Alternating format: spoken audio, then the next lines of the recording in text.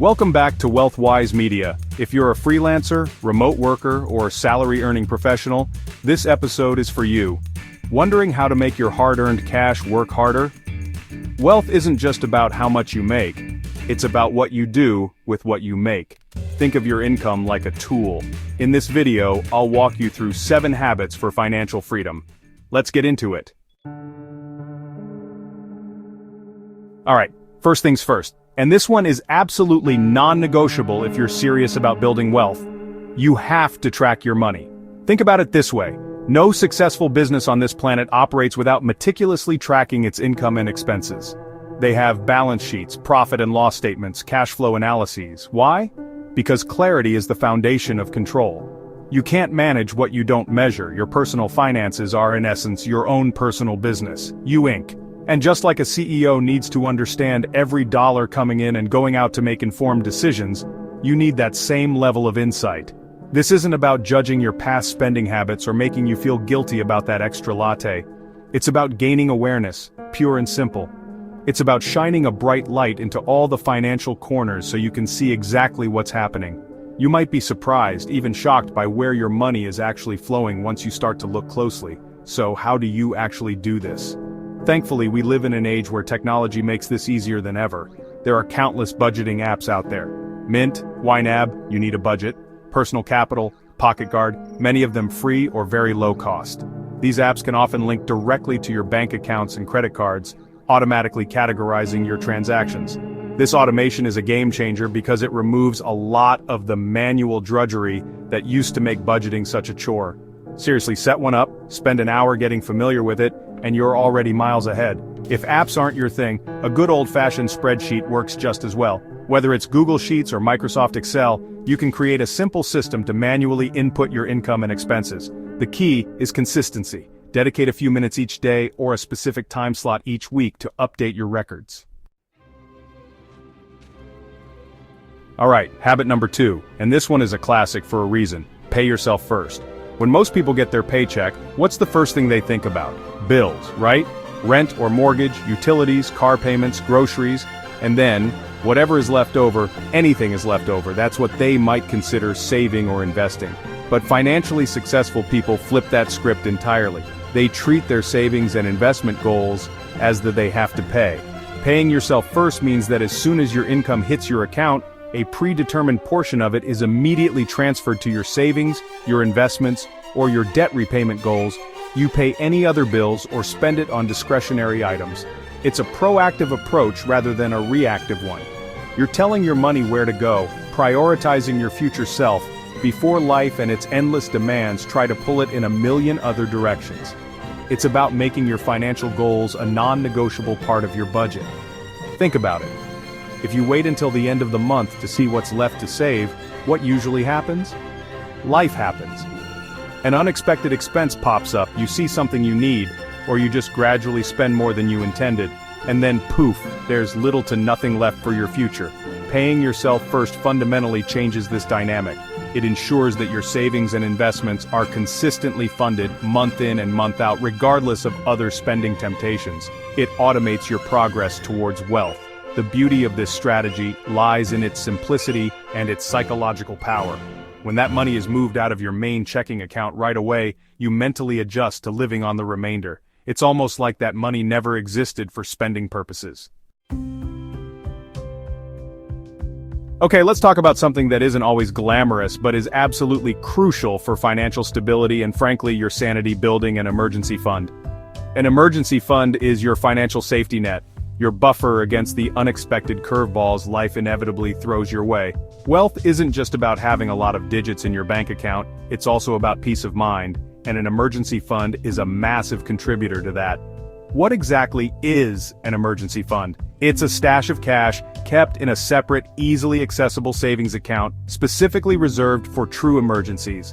I'm talking about things like a sudden job loss, unexpected medical bills, urgent car repairs, or essential home repairs like a burst pipe. It's for a last-minute vacation deal, a new gadget you've been eyeing, or concert tickets. The purpose is to cover unforeseen essential expenses without derailing your long-term financial plan or forcing you into high-interest debt. Why is this so important? Because without an emergency fund, when one of these unexpected events occurs, and they will, it's not a matter of but, you're often forced to make bad financial decisions. You might have to sell investments at the wrong time, potentially at a loss. You might rack up credit card debt with crippling interest rates. Or you might have to borrow money from family or friends, which can strain relationships.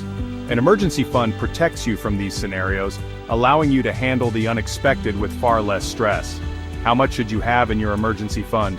The general rule of thumb is 3 to 6 months worth of essential living expenses. Essential expenses include things like your rent or mortgage, utilities, food, transportation, insurance premiums, and minimum debt payments. Basically, what you absolutely need to survive. If your monthly essential expenses are, say, $2,000, then you'd aim for an emergency fund of $6,000 to $12,000. Now, this next habit is particularly relevant for my international viewers, especially those of you who are freelancers, remote workers, or have skills that are in demand globally. And that habit is, strive to earn in stronger currencies. Your skill set is global, especially in today's interconnected world. So, unless you absolutely must, don't automatically settle for local rates if your skills can command higher pay in a more stable or valuable currency, like the US dollar, euro, or British pound. This can be a game changer for your wealth-building journey. What do I mean by stronger currencies? Generally, these are currencies from countries with stable economies, low inflation, and high global demand. When you earn in a currency that holds its value well, or even appreciates against your local currency, you're essentially getting a pay raise without doing any extra work. This is especially powerful if you live in a country where the local currency might be prone to devaluation or high inflation. Your purchasing power can be significantly enhanced. Think about it. If you're a talented software developer, graphic designer, writer, consultant, or virtual assistant, your skills are valuable to clients and companies all over the world. Platforms like Upwork, Fiverr, TopTal, or even direct outreach through LinkedIn can connect you with opportunities far beyond your local market. Why limit your earning potential to what local employers are willing or able to pay, especially if that pay is in a currency that might be losing value over time? This isn't about being unpatriotic or abandoning your local economy. It's about smart financial strategy and maximizing the return on your skills and effort. Alright, let's tackle a sneaky wealth destroyer that affects almost everyone who starts earning more money: lifestyle inflation. This is the tendency for your spending to increase as your income increases. You get a raise, a bonus, or a higher paying client, and suddenly, that slightly nicer apartment, fancier car, or more expensive restaurant seems not just attainable but necessary. The problem is, if your spending rises in lockstep with your income, you're not actually getting any wealthier. You're just upgrading your consumption, not your net worth. The core message here is to build the life you want, not the lifestyle that others want to see, or the lifestyle you think you're supposed to have at a certain income level. So much of lifestyle inflation is driven by external pressures, keeping up with the Joneses, social media comparisons, or societal expectations.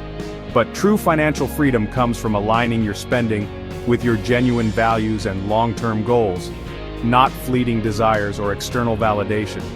When your income increases, it's incredibly tempting to immediately upgrade everything. And look, I'm not saying you can't enjoy some of the fruits of your labor. A small, intentional reward can be motivating, but the key is to be conscious about it. Instead of letting your entire lifestyle expand to consume the new income, make a plan for that extra money before it even hits your account. Decide that a significant portion of any raise or new income will go directly towards your pay yourself.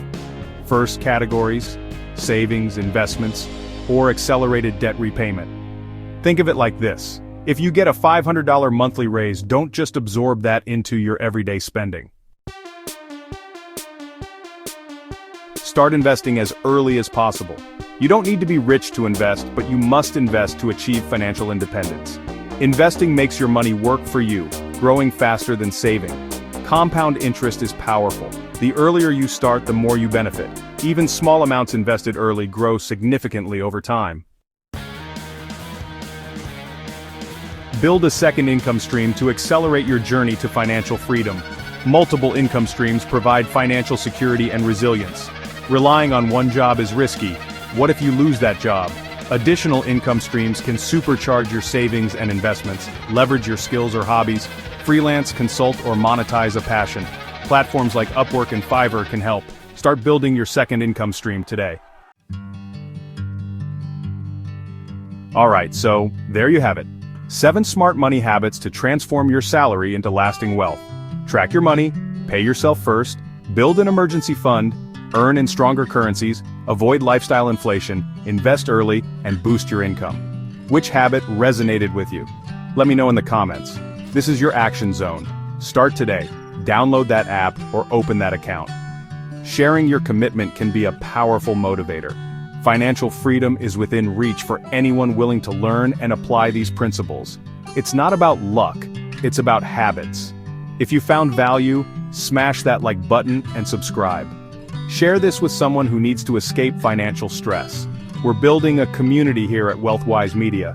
Remember, you don't need to be born into wealth to build it. You just need the right habits and the will to start. It won't always be easy, there will be learning curves, and it requires discipline. But the reward, a life with less financial stress, more choices, and the ability to live on your own terms, is absolutely worth the effort. Take one habit, just one, and start implementing it today. Then add another. Small, consistent actions compound over time into massive results. Thank you so much for watching, and I'll see you in the next video.